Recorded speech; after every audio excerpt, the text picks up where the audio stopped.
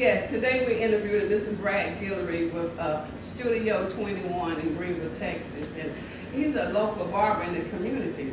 And Mr. Guillory, when I walked in here, I was like, wow, I'm really excited because I know a lot of the younger barbers use different styles. So would you please talk about how did you get into the business? Well, I got into business basically back in 1993. My senior year of high school.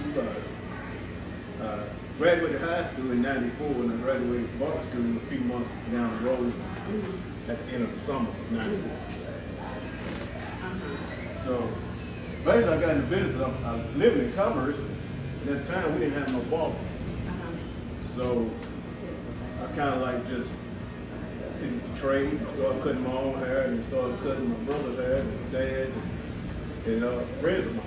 And from that point, by the time I was able to go to barber school, I went on with the barber school and got my license.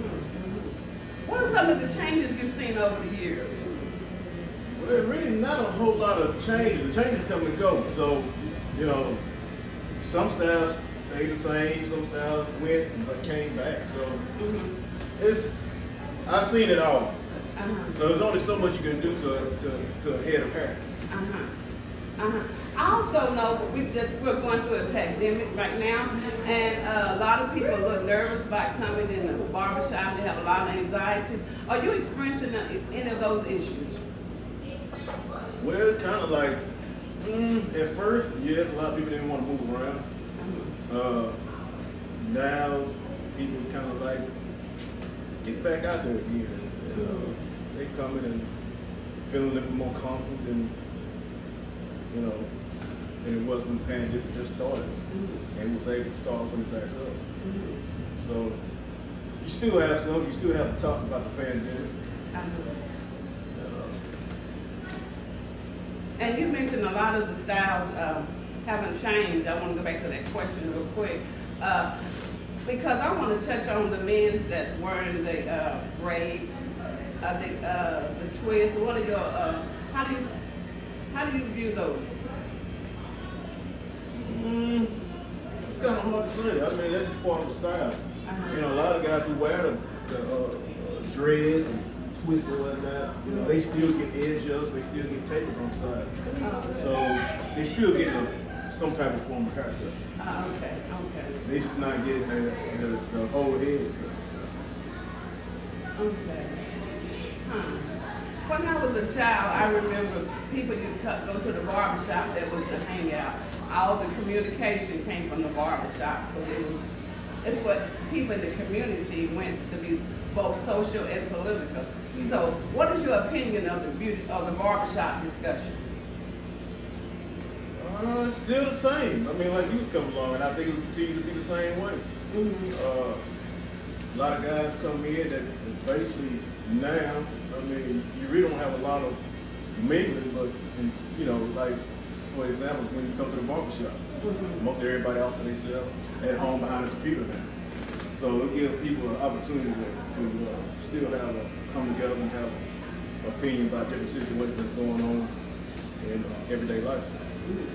Now, a lot of political discussions went on in the barbershop. And you see a lot of, right now, they're offering to themselves. Do you still see some of that? Just a little bit. Okay. Yeah. Due to the clientele I have, it's not a whole lot, but it's just a little bit. Okay. We have discussed a lot of time. It was all day stay at the barbershop. Is it similar? Is it that now, or is it just you schedule people? At times, because we do both walk-in and appointments. And certain days, my appointments are pretty full, and so if you're waiting on me, you might have to sit a little while. So, yeah, you may be all day in some cases. All day. The children, I remember the children hanging around the barbershop and just playing and having a good time, especially on Saturdays. You still see that?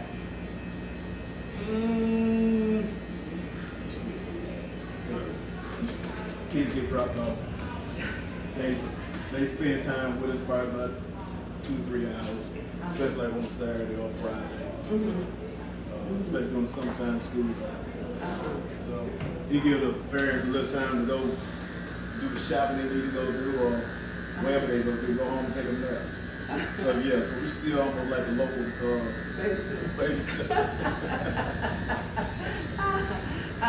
In addition to being a barber, do you feel like you're a counselor, a father, a social worker? Tell me some things that you help in the community. Basically all that. Uh-huh.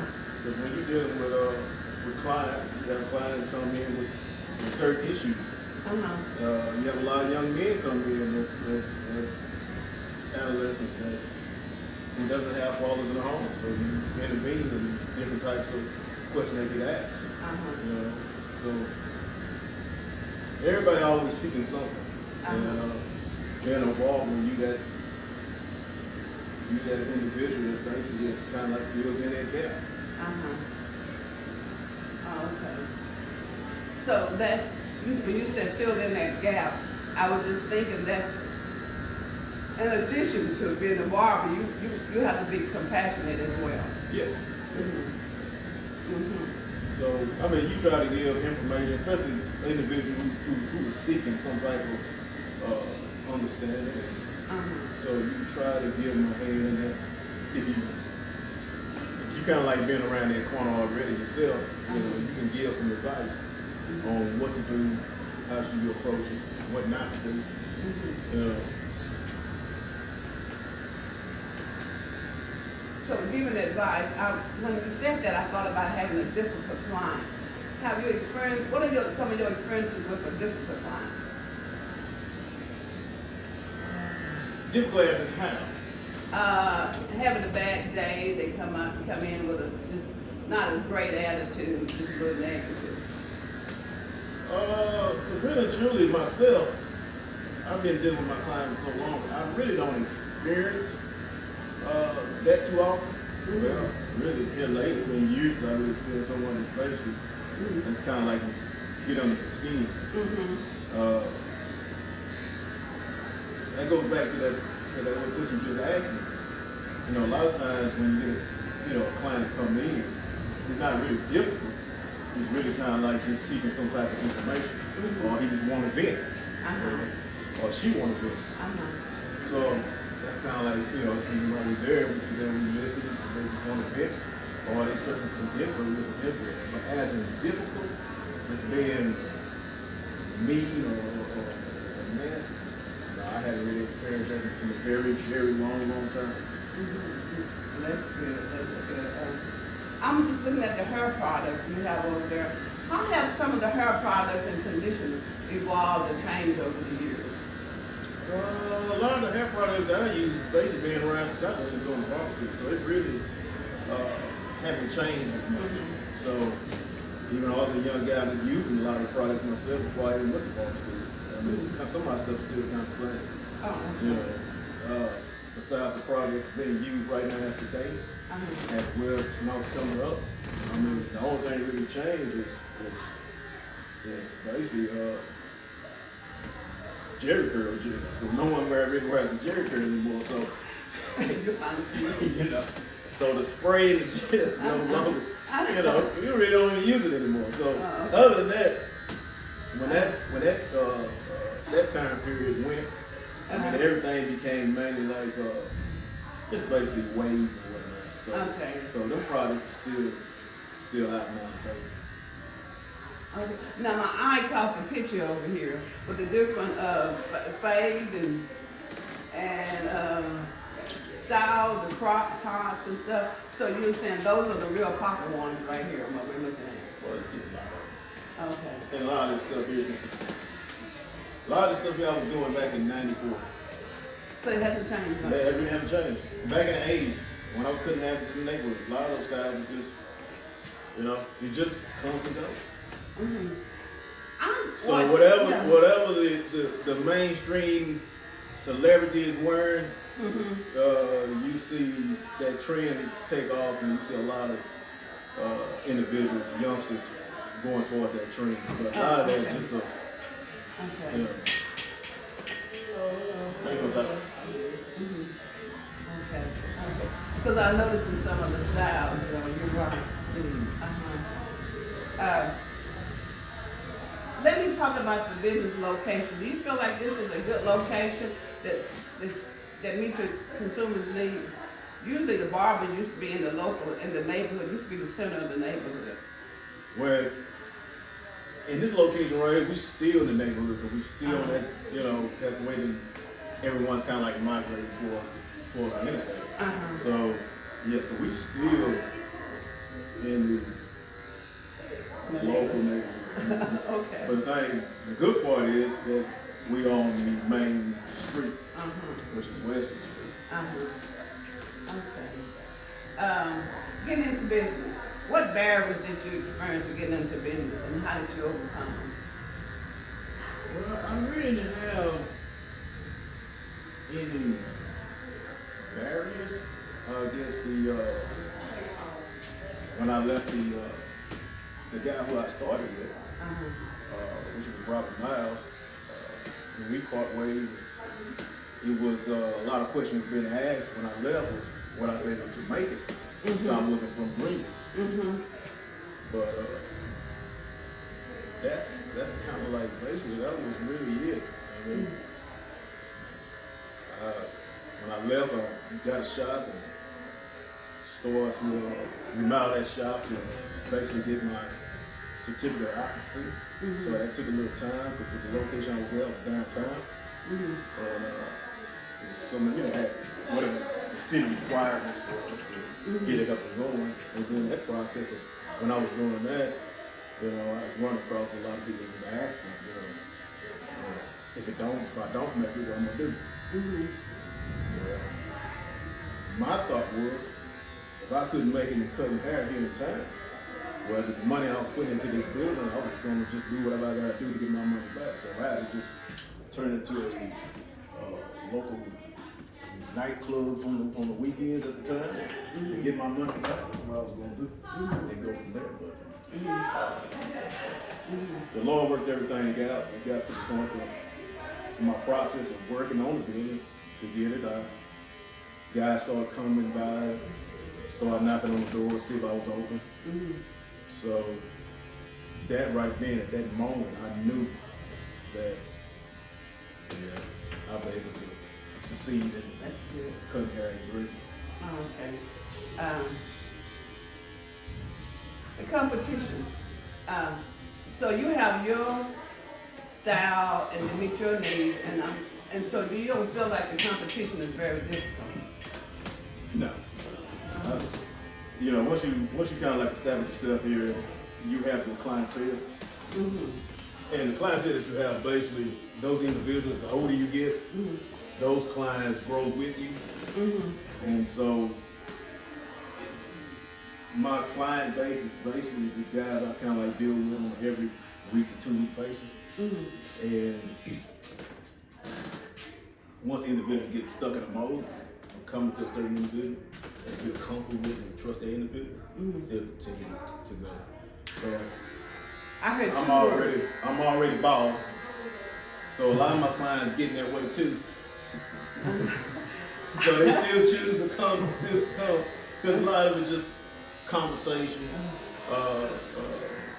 having a good time, just to get away from home and whatnot, just to come and just really just talk. So I mean, if I was just getting started, I'd be looking at things a little bit different. Because you got a lot of young barbers in town. One of my clients just opened up a barber school, so you're gonna have a lot more barbers being out here in the barber field. But I don't worry about too much of anything because I'm basically kind of like already. I'm that one of them old guys now just set. How y'all doing? Good. And you mentioned one of your clients just opened up a barber school. Here in town, huh? That's new. Is that the one south of town? South of town. Kind of like Walmart? Yeah. Okay. That's I've driven by it, haven't been in. And you also said two words that really impressed me: comfort level and trust. That's the main key. if you were offering advice to someone who's going into the business fresh out of high school, what's some of the advice that you would offer? Fresh out of high school.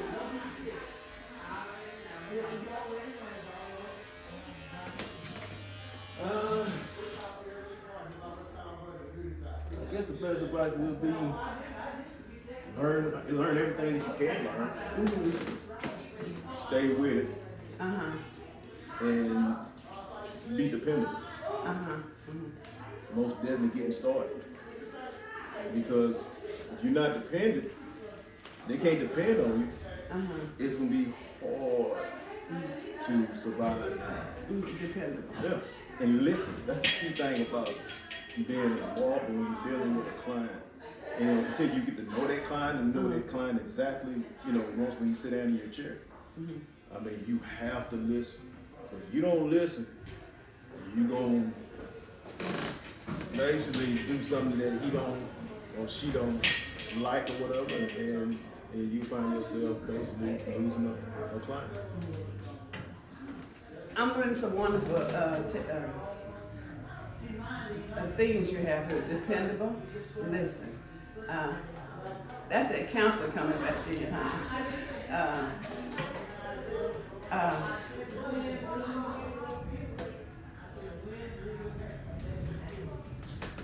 If you were offered an opportunity to cut, style anyone's hair, it could be an actor, a politician, or even a next door neighbor, who would you choose and why? I don't know. That's a good question. I mean, I really don't have a certain individual that I'd be like super overwhelmed by. I guess I'm kind of like beyond that. I just don't think that highly of individuals, I guess. Because we all humans. So I mean, I really don't. I don't know. I really just gave a thought. So I guess to say is I'm really not a fan of anyone. Oh, okay. So that covers my next question. My next question. So I'm excited just cutting his hair. You covered my next question. It was going to be difficult hair. That question's always come up. Sometimes people have difficult hair to cut, but you just covered that one. So I wouldn't even ask you. But I want to talk about, you touched on religion a few minutes ago, family and business. How has these relationships helped you to remain steady and focused? Religion, family, and business. Those three together. How those three keep me focused? You say religion, family, and business. Family, and business. How are you able to integrate all three of them to keep you focused? Well, the first one is basically does it all. It's not really too much religion. It's all about who I love. And due to the point I love the Lord, I try to keep everything within that umbrella. So it goes to family, and from the family, it goes down to the business part of basically what I have to take care of my family. But giving him all the credit due, because it's not about us as an individual, it's all about him.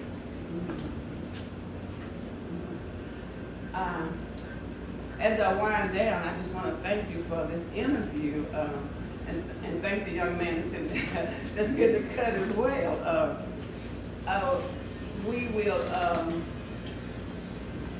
We're just glad for the interview, and I want to thank you, and that will conclude our interviews for today, unless you have questions for me. No, I really don't have a question. Mike, you have a question? No, not at all. Okay. So Mike, how long have you been coming here? I've been coming here since I was 13, and I'm 26 now. Wow. So I remember my first time coming when the building was over there towards downtown. And I've always felt at ease coming in here, knowing that I can come here and get a trusted haircut. I've had many different haircuts by Brad and his associates, and from back in high school, getting designs in my hair. And Uh-huh. from now, get him just a nice, regular fade. Uh-huh. And I've always felt, that I can trust Brad and, what he's going to do with my hair and make sure I look good. And I know if I look good, I feel confident enough. And when I feel confident, I know that I need to go back there and go get some more confidence every 2 weeks to make sure that I'm able to succeed in my business. That is great. When you said designs in your hair, tell me about some of the designs you're using. Oh my goodness. I mean, designs take a long time. Like a haircut like today, I may be here 40 minutes. When you want to do a design in here, you can put 2-3 hours to the side for yourself. Wow. And that could go anything just from swirls in your head. That could go anything from your favorite football team. And no matter what we decided to do with it, I never told Brad anything in specific that I wanted. But I know I always trusted him to put the design in the hair, and it always came out real nice. So every 2 weeks, to come on out and do it again. And whether it's if you wanted another design in your hair, if you wanted to go ahead and just get a regular haircut, I would trust him with whatever he wanted to do. Even if he wanted to throw out something random one day and say, hey, let me try this, I would 100% be okay with it. Boy, you're a great customer. Well, since you are 13 years old, that is great. Have you recommended a lot of people to come over here? Oh yes, 100%. I think since I've actually been at the business that I'm at now with the dealership, I've recommended many people that come here. Many people that have never had the style of haircut that Brad does, with the normal, what if you taper fade or ball fade, and they come here and they almost think he's a magician almost. They'll come back and be like, man, can I have his number? I gotta make sure I set my next appointment with him the day that they come back to the dealership with the haircut. And it's good because, just like I talked about earlier, I mean, it puts a lot of confidence in the way that you look. And in the business that I'm in, confidence is key.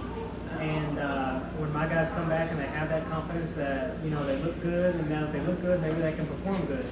And when that happens, it helps me a whole lot. So I make sure I recommend all my people to come on over here to get a haircut, to have the key to confidence, to make sure that they're successful in the business as much as I am. Thank you. You have another question? Okay, well, thank you very much.